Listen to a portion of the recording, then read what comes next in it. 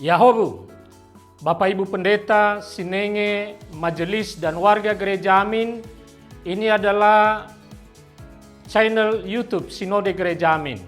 Karena itu, bagi yang mencintai Gereja Amin, tontonlah, subscribe, like, dan bagikan.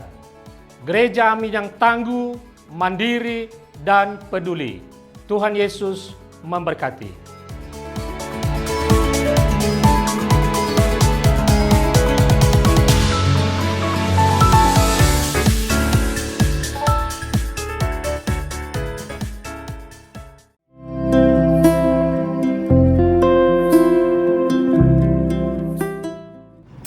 Hai Teens, jumpa kembali dalam acara TFC.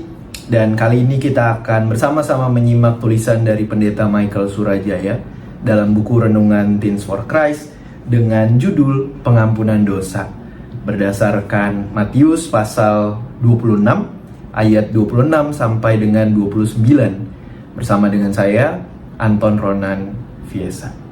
Sebelumnya Teens, mari kita mempersiapkan diri, menyiapkan hati kita untuk menyambut firman Tuhan.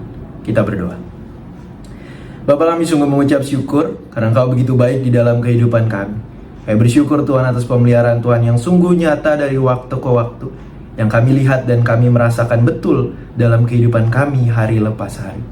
Bahkan sampai dengan saat ini, di hari ini, kami bersyukur Tuhan karena kami boleh kembali masuk ke dalam perenungan firman Tuhan, untuk kembali diingatkan bagaimana seharusnya kami hidup, untuk kembali disegarkan dan dikuatkan untuk menjalani kehidupan kami yang tidak selalu mudah. Tuntun kami Tuhan, dan bantu kami agar dapat memetik sesuatu, sehingga itu menjadi bekal bagi kami dalam menjalani kehidupan setiap harinya, dengan firman yang telah kami dengar dan kami renungkan pada hari ini. Pakai hamba-Mu ini untuk boleh menyampaikan dan berbagi di tengah keterbatasan dan ketidaksempurnaan. Berfirmanlah Tuhan, karena kami sudah siap untuk mendengar. Di dalam nama Tuhan kami Yesus Kristus, kami berdoa dan mengucap syukur kepada Bapa di sorga. Amin. Ya, Teens, yang akan menjadi pusat perenungan kita itu adalah dari Matius pasal 26 ayatnya yang ke-28. Saya akan bacakan untuk kita semua. Sebab inilah darahku, darah perjanjian yang ditumpahkan bagi banyak orang untuk pengampunan dosa-dosa.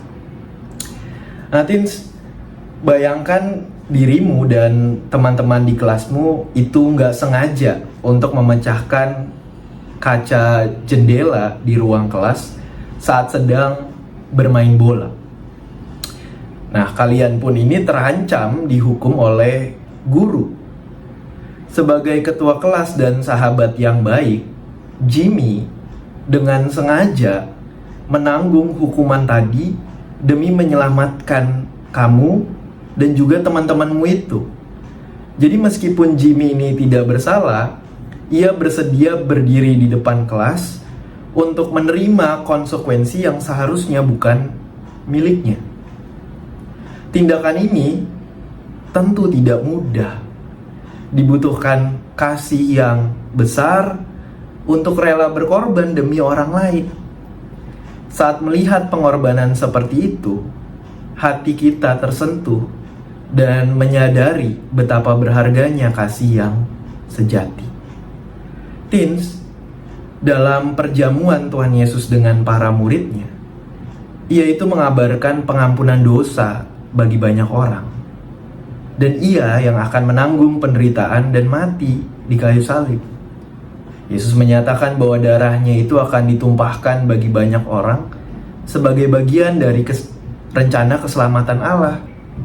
Darahnya yang tercurah itu menjadi tanda bahwa harga dosa telah dibayar lunas. Inilah kabar sukacita yang sejati. Manusia yang seharusnya menerima hukuman justru menerima anugerah pengampunan. Pengorbanan dan darah yang ditumpahkan itu berbicara tentang harga yang harus dibayar untuk pengampunan dosa. Melalui pengorbanan Kristus di kayu salib, jalan pengampunan dibukakan. Teens, pernyataan Yesus tentang darahnya yang ditumpahkan untuk pengampunan dosa itu adalah deklarasi kasih yang mahal harganya. Kasih seperti ini mengundang kita untuk merenung. Jika Yesus telah berkorban besar, sedemikian besar demi mengampuni kita, maka pertanyaannya, bagaimana seharusnya kita hidup?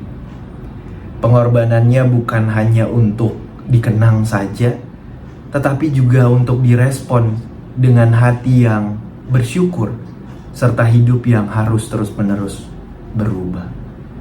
Inilah sukacita sejati, hidup dalam pengampunan yang lahir dari pengorbanan Kristus. Kamu pun dan saya diundang untuk turut serta menikmati sukacita yang sejati tadi. Amin. Mari kita berdoa. Bapa, kami bersyukur atas kebenaran firman Tuhan yang boleh menguatkan serta meneguhkan kami, secara khusus dalam menjalani kehidupan kami. Kami kembali diingatkan akan kasih Tuhan yang begitu besar bagi setiap kami, sehingga melalui pengorbanan yang Tuhan lakukan, pengampunan dapat kami peroleh di dalam Tuhan.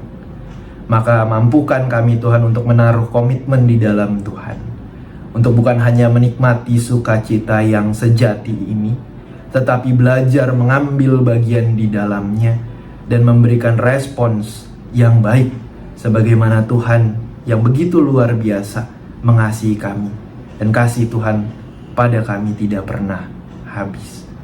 Mampukan kami Tuhan untuk dapat menunjukkan sikap hidup sebagaimana yang Tuhan inginkan kami tunjukkan.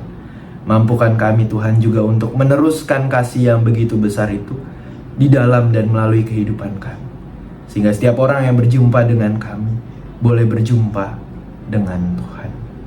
Kami siap Tuhan untuk meneruskan kehidupan. Kami siap untuk melanjutkan hari ini bersama-sama dengan Tuhan.